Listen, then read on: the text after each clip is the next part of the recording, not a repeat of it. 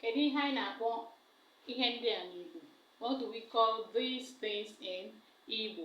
Nke mbụ bụrụ lemongrass. Ka ihe a na-akpọ ya achala oyibo.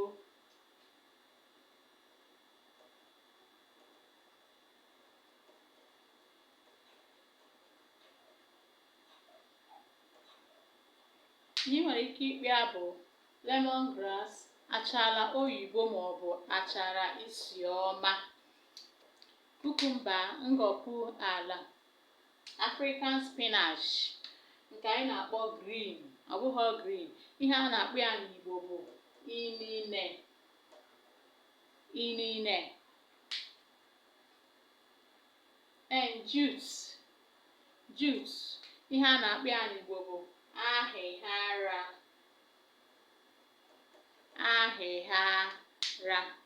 Lemongrass, achala oyibo, cucumber, ngọpụ ala, African spinach, inine, jute, ahịhara.